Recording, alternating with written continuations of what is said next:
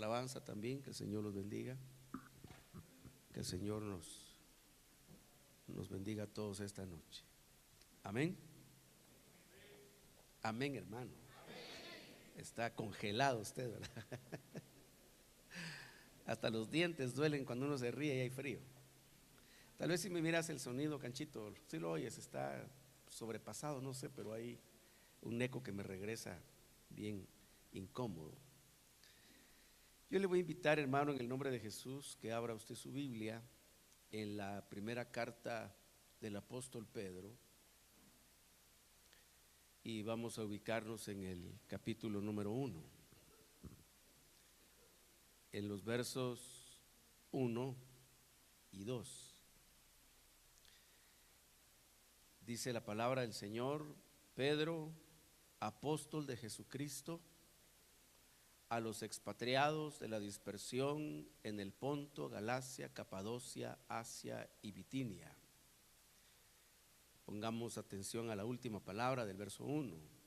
Elegidos, dice, según el previo conocimiento de Dios Padre, por la obra santificadora del Espíritu, para obedecer a Jesucristo y ser rociados con su sangre. Que la gracia y la paz os sean multiplicadas. Amén. Cuando a usted le hagan alguna pregunta alguna vez acerca de cómo funcionan las tres personas de la triunidad, aquí lo tiene clarísimo. Amén. Sin caer en ningún alegato, sin base, sin sentido, aquí está bien claro. Mire, dice que fuimos elegidos por el Padre, por la obra santificadora del Espíritu, para obedecer a Jesucristo. Padre, Hijo y Espíritu. Los tres trabajando con un mismo objetivo: afianzar, hermano, en nosotros la fe de la salvación, y para que se cumpla en nuestra vida todo lo que Dios se propuso al habernos elegido. El hecho, hermano, de ser elegidos significa que Dios tuvo, digámoslo así, que establecer ciertos criterios para poder tomar ciertas decisiones. Entonces, hay algunas realidades, hermano, que nosotros como cristianos necesitamos tener muy sólidas, muy bien definidas en nuestra vida, porque muchas veces el enemigo, es decir, el diablo, nuestro adversario, como dice la palabra, se aparece ahí, hermano, para atacar nuestra fe, nuestras convicciones, y no es algo anormal que así suceda. De hecho, desde mi perspectiva como pastor, considero que el mejor estado espiritual de un hijo de Dios es que tenga batallas espirituales. Lo que pasa es que decirlo así suena muy bonito, pero cuando a uno se le está cayendo la estantería no suena tan bonito, ¿verdad? Y le pasa a usted y me pasa a mí. Porque a veces uno sabe, hermano, que es importante que hayan ciertas dificultades. Lo dice la palabra de Dios, que es necesario que hayan tribulaciones, dice la palabra, en más de una oportunidad, que no debemos asombrarnos como si fuera una cosa extraña, dice, sino que es normal para la vida de un hijo de Dios que se encuentre pasando por diversas pruebas. Y que de esas pruebas, dice la palabra del Señor, nosotros podemos salir aprobados o reprobados. Por eso es muy importante, como le dije antes, que uno parta de estos principios. Ahí mejoró mucho el sonido, gracias, Cachito. Entonces dice la palabra, hermano, y de esto es en donde vamos nosotros a ubicarnos en esta noche. La Biblia dice que nosotros estamos en medio de dos realidades: una realidad natural y una realidad espiritual. Eso lo dice la palabra. Dice que las cosas que se ven son temporales, las que no se ven son eternas. ¿Me explico? Es decir, que nosotros, hermanos, estamos rodeados de muchas cosas eternas y suceden muchas cosas eternas en nuestra vida que no es tan sencillo de poder visualizarlas, porque para poder visualizarlas debemos tener activados nuestros filtros espirituales. Y parte del trabajo, hermano, de la obra de Dios en nuestra vida es que esos filtros funcionen en su 100%. Dice la Biblia, hermano, que nosotros no nos percatamos de esto de una manera natural, pero dice, según el previo conocimiento de Dios Padre, por la obra santificadora del Espíritu, y hacia dónde nos lleva la santificación del Espíritu, dice, a obedecer a Jesucristo. ¿Sí me explico? Por eso, hermano, un verdadero convertido, un verdadero creyente, alguien en quien verdaderamente el Espíritu de Cristo entró para salvarle, de una manera sobrenatural brota en él una vocación de obediencia. ¿Me explico? Por eso cuando uno encuentra gente, hermano, que condiciona la obediencia, se da hoy, por ejemplo, mucho ese argumento de, es que eso es para el Antiguo Testamento, es que eso es para no sé quién, es que eso es parte de la historia. Lo que está diciendo una persona ahí es que no quiere obedecer, así de sencillo. Pero, hermano, todo el éxito de nuestra vida espiritual radica en que nos dejemos apartar por el Espíritu Santo para ser obedientes ¿a quién? A Jesucristo. De ahí, hermano, la importancia, yo se lo he dicho un sinfín de veces, lo recalco cada vez que puedo, hermano, la importancia que tiene que usted lea su Biblia. Porque lo que está escrito en la palabra, de alguna manera, hermano, es todo lo que el Señor dijo, y eso es lo que nos sirve a nosotros para poder saber a qué cosas nosotros tenemos que obedecer. Pero hoy se ha dado un fenómeno un poquito raro dentro de la iglesia del Señor, hermano, con todos esos movimientos modernos, novedosos, atractivos, porque lo atractivo nadie se lo quita, pero que van alejando la vida de una persona de la obediencia a Jesucristo y la hacen depender de confesiones positivas. Es decir, deja de ser importante la obediencia y es más importante creer a una declaración, a un decreto, a una proclama, y como que eso es lo que va a cambiar la realidad de una persona. Y la obediencia, entonces, hermano, yo le digo a usted con todo mi corazón, sea obediente a Jesucristo y a usted le va a ir bien en todo lo que haga en la vida. Así es, sí. No por lo que yo le declare o le decrete o le proclame, hermano, o los cohetes artificiales que yo queme, no es por eso. Sino si usted obedece a Jesucristo, a usted le va a ir bien en todo lo que usted haga. Amén. Eso es lo que dice la Biblia. Ahora, dice la Escritura, hermano, y aquí es donde nos vamos a detener. Este es el punto, mire. Dice, para obedecer a Jesucristo, fíjese, y cuando obedecemos a Jesucristo pasa en nuestra vida algo sobrenatural. Somos rociados con su sangre. Note que eso sucede cuando somos obedientes. ¿Y por qué razón? Porque resulta, hermano, que el rociamiento de la sangre, visto en toda la enseñanza, en los ejemplos de los corderitos que fueron sacrificados en todo el Antiguo Testamento, el rociamiento de la sangre tiene ciertos beneficios en nuestra vida espiritual. Por eso le dije, son situaciones que uno no percibe de manera natural, porque usted cuando está obedeciendo, usted no nota, no siente que algo le fue rociado, pero en su ser espiritual se produjo un beneficio espiritual que se llama rociamiento de la sangre de Cristo sobre su vida. Ahora, nosotros sabemos, hermano, por experiencia, porque es así nuestra realidad, que ser obedientes al Señor tampoco es tarea fácil. Si fuera tan sencillo, cualquiera lo haría. Porque muchas veces para poder obedecer tenemos que ir en contra de cosas que nos gustan, que nos convienen, que nos quedan como anillo al dedo, que no son satisfactorias, que no son agradables. Y de pronto, hermano, uno está oyendo la enseñanza de la palabra y esa palabra lo va invitando a la obediencia a Jesucristo, pero está chocando contra intereses que están dentro de nosotros. Por eso el diablo ha hecho un trabajo muy exitoso alterando, hermano, la palabra de Dios, manipulando, trastocando la palabra de Dios para poder sustituir la obediencia por una fe que más está basada en cosas que tienen que ver con adivinación que con la palabra de Dios. Amén. Bueno, ahora fíjese pues, dice la Escritura, y vamos a ir al capítulo número 10 de la carta a los Hebreos, habiendo dicho lo que está dicho, dice la Biblia, entre las condiciones, en el verso 22, las condiciones que se deben cubrir para poder acercarse a Dios. Hermano, no cualquiera se puede acercar a Dios. Cualquiera puede decir que cree en Dios, pero no cualquiera se puede acercar a Dios. Amén. Eso parece un poco discriminativo, un poco excluyente, pero tenemos que afirmarnos en lo que dice la palabra. Hermano, para acercarnos a Dios hay condiciones. Cuando nosotros venimos al culto, sea ya el culto de doctrina, sea el culto devocional, sea la escuela dominical, cualquiera de las convocatorias que hace la autoridad para que nos acerquemos a Dios, hermano, hay requisitos que se deben cumplir. Por esa razón, hermano, es que algunas veces uno logra sentir más ministración de Dios que otras veces. Porque usted no me va a dejar mentir que algunas veces no venimos tan obedientes. A veces venimos, hermano, de tiempos de desobediencia. A veces venimos, hermano, de situaciones que no están necesariamente a tono con lo que nosotros tenemos que ser como hijos de Dios. Esa es nuestra realidad. Pero gracias sean dadas a Dios por Jesucristo, porque en Él tenemos una intercesión permanente.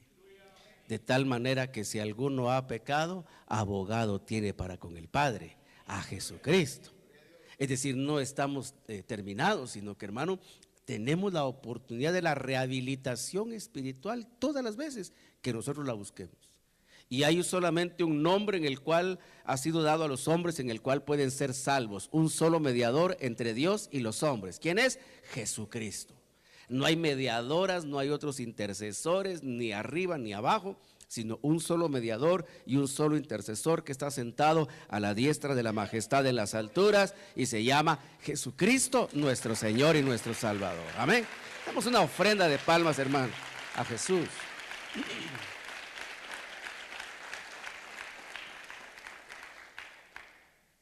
Entonces, entre las condiciones que se deben cumplir para acercarnos a Dios, hemos venido hablando de la sinceridad, ¿se recuerda? Hablamos aquí de la hipocresía, la levadura de los fariseos. Aquí hablamos de la certidumbre de fe, la convicción, hermano, qué importante es la convicción. Y ahora estamos viendo esto. El tercer requisito para acercarse a Dios es que el corazón esté purificado. El Señor Jesucristo dijo: de la abundancia del corazón habla la boca. Y cuando se acercaron algunos para tentarle, le dijeron: mira, tus discípulos no se lavan las manos para comer. Que dicho sea de paso, no hay ningún mandamiento que estableciera eso. Eso era resultado de las normas, de las tradiciones que ellos habían agregado posteriormente a la ley de Moisés. Y entonces viene el Señor y les dijo: miren, aquí hay un problema. Y lo que hay que determinar es de dónde está la fuente de contaminación. La fuente de contaminación, dijo, ¿está afuera o está adentro? Yo estoy parafraseando la idea. Dijo: el hombre no se contamina por lo que come. Por eso, hermano, en el Evangelio de Marcos dice la Biblia que el Señor Jesucristo declaró limpios todos los alimentos. Por eso nosotros como cristianos no estamos restringidos a ninguna dieta, como sí lo practicó Israel en el primer pacto, del cual, dice la Biblia, falló, porque a ninguno del primer pacto pudo rehabilitar. El único que cumplió todo lo que requería el primer pacto terminó muerto, hermano, por haber cumplido con todo, que es el Señor Jesús. Pero, hermano, en la liturgia judía existen prohibiciones de comer ciertos alimentos. Por ejemplo, los chicharrones, ellos no comen, por ejemplo, combinación de queso y carne, por lo que pasó allá en una instrucción para Abraham, y bueno, una serie de circunstancias. Pero viene Jesús y dijo: miren, el hombre no se corrompe por lo que come. Por eso, hermano, usted con sus benditos alimentos, ore, santifíquelos, hermano, y en el nombre de Jesús. Solo cuide los triglicéridos nada más y el colesterol y ese tipo de cosas, porque hay que tener cuidado también, ¿verdad? No hay que excederse, aunque de excedido lo miro que viene, así su mirada está de excedido, fíjese, en estos días.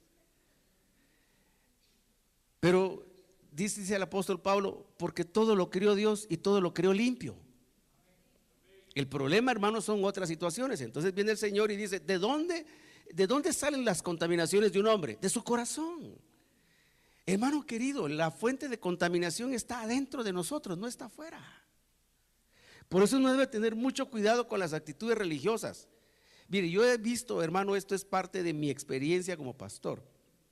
La gente que más critica, la gente que más señala, la gente que más mira los errores ajenos es la que peor está por dentro. Así es. Aquel que anda viendo en todos lados el pelo en la sopa, y que aquel y que la falda de la hermana, y que el peinado de aquel hermano, ese es la peor posilga la tiene por dentro. Tampoco estoy promoviendo libertinaje, ¿no? Lo que le estoy diciendo, hermano, es que con lo que más debe tener cuidado un cristiano es con lo que está dentro de su corazón. Entonces mire cómo dice, requisitos, tercero, si pudiera decirlo de esa manera. Tercer requerimiento para acercarnos a Dios es que el corazón esté purificado. Amén. Los que tienen la versión de las Américas en el formato tradicional pueden buscar sobre el margen izquierdo una llamada que hay para el verso número 22 en el punto que le estoy mencionando. Y ahí dice algo que si uno no lo analiza en todo el contexto y con lo que estamos viendo, no le encontraría sentido. Pero dice así: teniendo nuestro corazón rociado para purificación. Aquí los traductores pusieron solamente purificado, pero literalmente, hermano, el texto así literal dice rociado para purificación. Entonces de eso nosotros sacamos una lección. Uno de los beneficios que tiene la sangre rociada en nuestra vida es que purifica el corazón. Entonces fíjese, pues uno empieza, es elegido por Dios, el Espíritu Santo lo va apartando, lo va santificando, uno, hermano, se dispone, uno se cede el espacio para que el Espíritu Santo lo vaya trabajando y se va haciendo obediente. También es otra cosa que usted sabe por experiencia, hermano, uno no es muy obediente desde que se convierte a Cristo, sino que la obediencia va creciendo. Así debería de ser el proceso natural. Por eso una de las virtudes señaladas a una de las iglesias, no recuerdo cuál, en el libro de Apocalipsis le dice: porque tus obras postreras son mejores que las primeras. Hermano, uno debe poder hacer un balance cómo era su comportamiento cuando se convirtió y por dónde va ahora. Si ha avanzado, bendito sea el nombre del Señor. Pero si está peor que cuando se convirtió, ahí hay problemas muy serios con la conversión. Pero nuestra obediencia tiene que ser progresiva. Progresiva en crecimiento, progresiva en desarrollo, en madurez, en perfeccionamiento. Entonces dice la Biblia, teniendo nuestro corazón rociado para ser purificado. ¿Rociado con qué? Lo responde Pedro en su primera carta. Rociado con la sangre de Jesucristo. Pero ¿cuándo se produce ese beneficio? Después de ser obedientes. Entonces empieza a darse, hermano, esta purificación de nuestro corazón. Esto va en varios sentidos, pero yo quiero apoyarme en este punto. Vamos a ir a la escritura, al evangelio, perdón, a la carta del apóstol Santiago, en el capítulo número 4. Usted preguntará, pastor, ¿y de qué tengo que purificar mi corazón? Bueno, lo tiene que purificar de malos pensamientos, de malas intenciones. Por eso, hermanos amados, lo he dicho muchas veces, hay que tener mucho cuidado con la pornografía. La pornografía es uno de los males que deja impresiones más difíciles de borrar en el corazón que algunas otras prácticas. La pornografía produce un daño en el corazón que lleva más tiempo de reparación. Oiga que le estoy hablando con autoridad de pastor.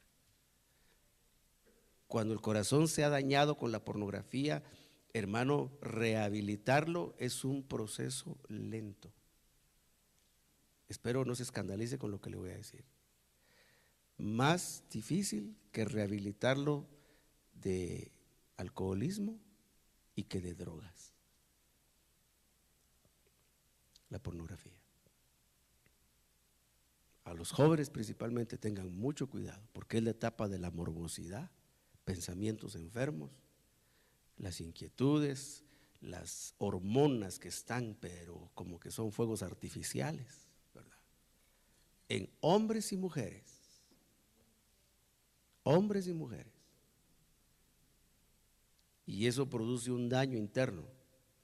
Hermano, la adicción a la pornografía, en lo que yo he podido trabajar como pastor, es más difícil de romper la atadura que el alcoholismo y que las drogas. Por eso, como dice la Biblia, machete estate en tu vaina, ¿verdad?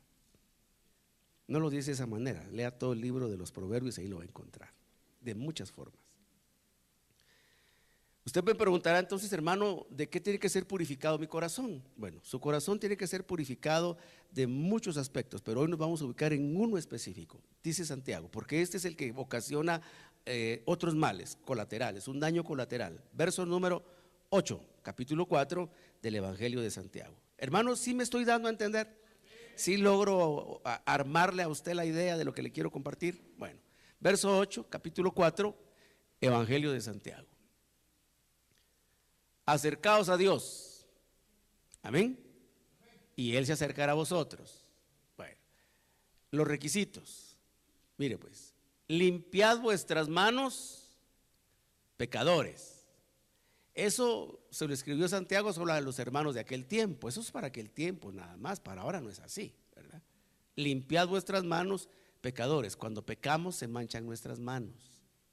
Por eso dice la Biblia que levantemos delante de Dios nuestras manos sin ira y sin contiendas, amén.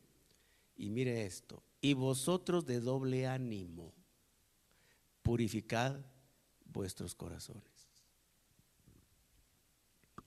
Entonces el rociamiento de la sangre de Cristo en nuestra vida produce, hermano, una purificación del doble ánimo. Aquí necesito decirle algunas cosas que yo sé que a usted no le van a agradar, como tampoco me agradan a mí. Pero hermano, todos nosotros estamos afectados de doble ánimo. Se lo traduzco. Todos nosotros somos inestables en alguna área